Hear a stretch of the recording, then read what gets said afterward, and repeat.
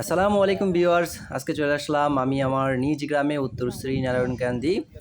আর এইখান থেকে দেখুন আমার গ্রামের দৃশ্যটা একেবারেই অসাধারণ একটা প্রাকৃতিক দৃশ্য। আর এখন আমি যে জায়গা থেকে আপনাদেরকে ভিডিও করে দেখাচ্ছি সেটা হইতেছে উত্তর শ্রীনারায়ণকান্দির দক্ষিণ পাড়ার একবারে শেষ মাথার, যেটাকে আমরা কান্দা বলি, ওই কান্দা থেকে আপনাদেরকে আমি এই ভিডিওটা করে দেখাচ্ছি। একেবারেই অসাধারণ। আর আকাশে মেঘ জমে আছে অ্যান্ড বৃষ্টি হবে হবে ভাব এরকম।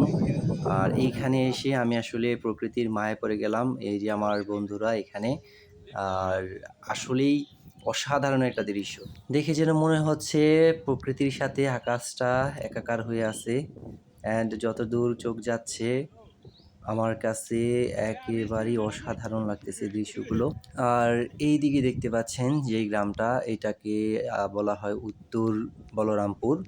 অ্যান্ড এর সাথে আছে মাসিমপুর।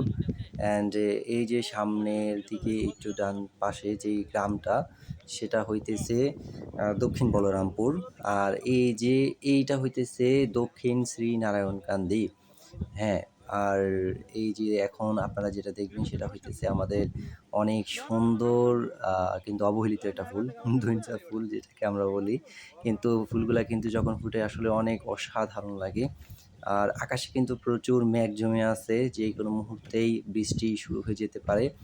আর এইরকম একটা দৃশ্য দেখার জন্য কিন্তু আপনি বৃষ্টিতে ভিজতেই পারেন, কোনো ব্যাপার না। কেননা এইরকম প্রাকৃতিক দৃশ্য অনেক কমই দেখা যায়।